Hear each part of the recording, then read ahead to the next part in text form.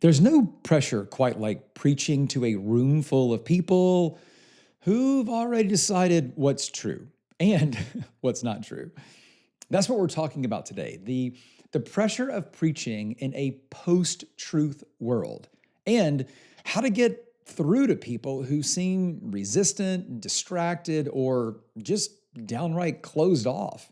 I mean, you're not crazy for feeling like your sermons aren't landing.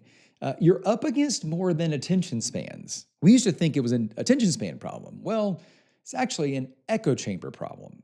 That's what we're facing. We used to live in towns, but now we all live in tribes. People build their worldview through media and algorithms and curated content. Everything they consume reinforces what they already believe and filters out what they don't.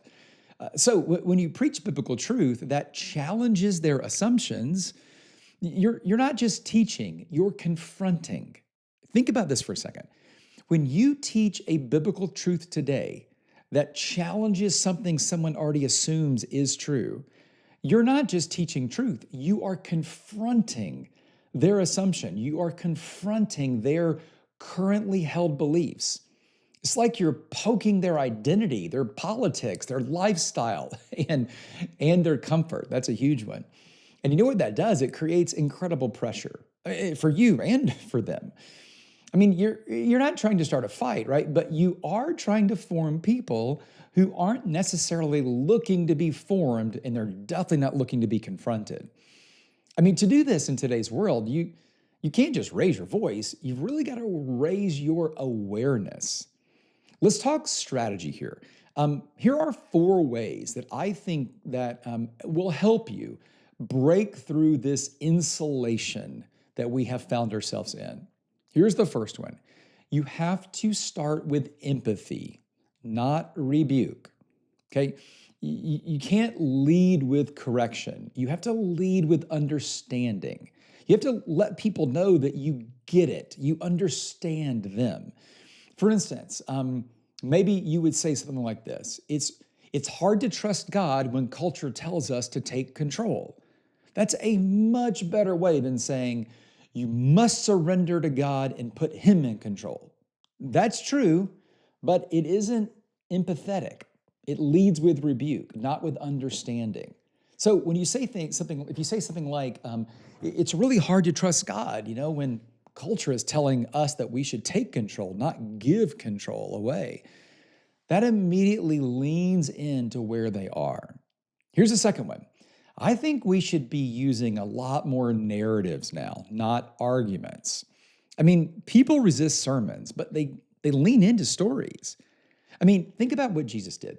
Jesus rarely said, unless he was talking to the Pharisees or the, religious elite, people who were, self-religious. Other than that, Jesus rarely, if ever, said, "You're wrong." You know what he said? He said things like this. There was a man who had 2 sons. He taught in stories, not just because they were easier to understand, and they were, but stories really do build trust. And then it creates a truth that can be followed. So use narrative a lot more than we have. Even if you are creating parables, that's better than leading with an argument. Here's the third thing we can do.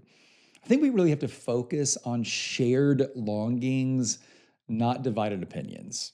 Think about the things that divide people, but then think about the things that we all share. If you take divided people, they still share a lot. There's more in common than not. Everyone wants peace. Everyone wants security in their identity. Everybody wants purpose. I think we should just start there.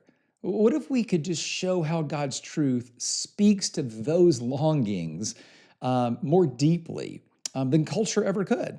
When we start with common ground, we can move everybody along much, much more easily. And here's the fourth one. I think because of this echo chamber world, people are used to boldness, but they're not used to kindness. And I think we have to be bold but kind. Conviction doesn't have to be aggressive because the goal is transformation, right? Not debate.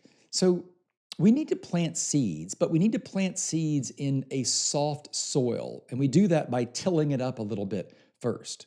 And really, kindness is the best soil preparer I've ever seen.